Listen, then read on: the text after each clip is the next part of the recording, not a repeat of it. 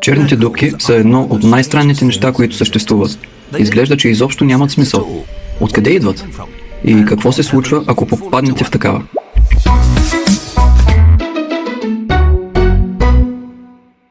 Звездите са невероятно масивни колекции от предимно водородни атоми, които са се сринали от огромен газов облак под действието на собствената си гравитация. В ядрото си ядрен синтез смачква водородните атоми в хелий, освобождавайки огромно количество енергия. Тази енергия, под формата на радиация, се противопоставя на гравитацията, поддържайки деликатен баланс между двете сили. Докато има синтез в ядрото, една звезда остава достатъчно стабилна.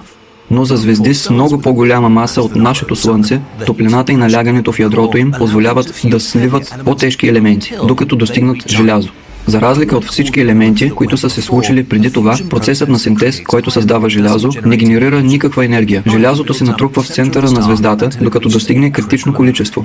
И баланса между радиация и гравитация внезапно се наруши. Ядрото се срива. В рамките на част от секундата звездата имплодира, движейки се с около 1/4 от скоростта на светлината, доставяйки още повече маса в ядрото. Именно в този момент се създават всички по-тежки елементи в Вселената, докато звездата умира при експлозия на свръхнова. Това произвежда или неутронна звезда, или, ако звездата е достатъчно масивна, цялата маса на ядрото се срива в черна дупка. Ако погледнете черна дупка, това, което всъщност ще видите, е хоризонтът на събитията. Всичко, което пресича хоризонта на събитията, трябва да се движи по-бързо от скоростта на светлината, за да избяга. С други думи, това е невъзможно. Така че виждаме просто черна сфера, която не отразява нищо. Но ако хоризонта на събитията е черната част, каква е дупката на черната дупка? Сингулярността. Не сме сигурни какво точно представлява. Сингулярността може да бъде безкрайно плътна, което означава, че цялата й маса е концентрирана в една точка в пространството, без повърхност или обем или нещо съвсем различно. В момента просто не знаем. Това е като грешка при деление на нула. Между другото, черните дупки не засмукват неща като прахосмукачка. Ако заменим Слънцето с еднакво масивна черна дупка, нищо кой знае какво няма да се промени на Земята. Освен че, разбира се, ще замръзнем до смърт. Какво би се случило, ако паднете в черна дупка? Възприемането на времето е различно около черните дупки. Отвън изглежда, че се забавяте, когато се приближавате към хоризонта на събитията, така че времето минава по-бавно за вас.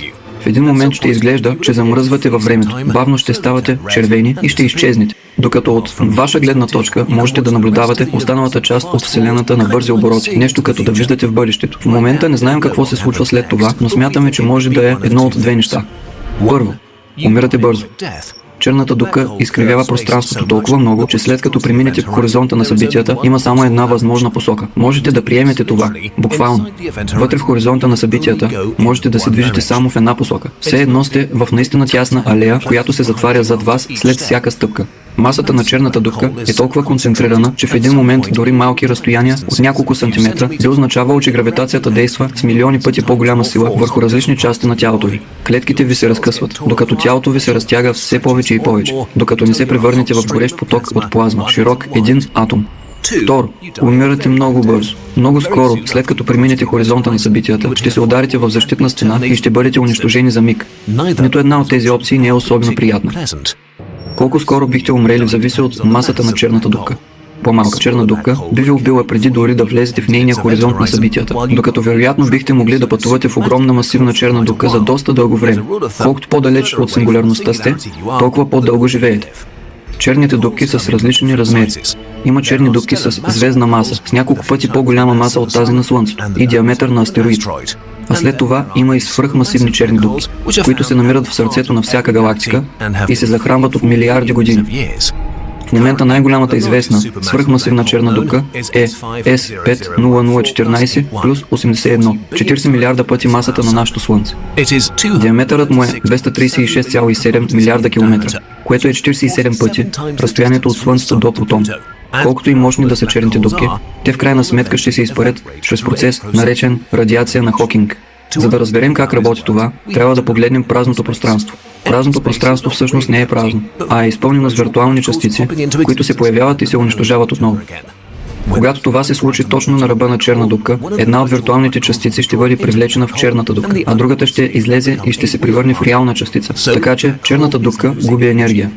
Това се случва невероятно бавно в началото и става по-бързо, когато черната дупка стане по-малка. Когато достигне масата на голям астероид, тя излъчва топлина, колкото на стайна температура. Когато има масата на планина, тя излъчва с топлината, подобна на тази на нашето Слънце. И в последната секунда от живота си, черната дупка излъчва с енергията на милиарди ядрени бомби при огромна експлозия. Но този процес е невероятно бавен. Най-големите черни дупки, които познаваме, може да отнемат Google година, за да се изпарят. Това е толкова дълго, че когато последната черна дупка излъчва, никой няма да има наоколо, за да го наблюдава. Вселената ще е станала необитаема, много преди това. Това не е краят на нашата история. Има още много интересни идеи за черните дупки. Ще ги разгледаме в част 2, следващата част. A big thanks to Fraser Kane for help with this video. By the way, we've made some Kurzgesagt wallpapers in 4K for different screen sizes. You can get them on our Patreon page, which also helps us to make more videos. Like this December, the first month ever with 3 videos.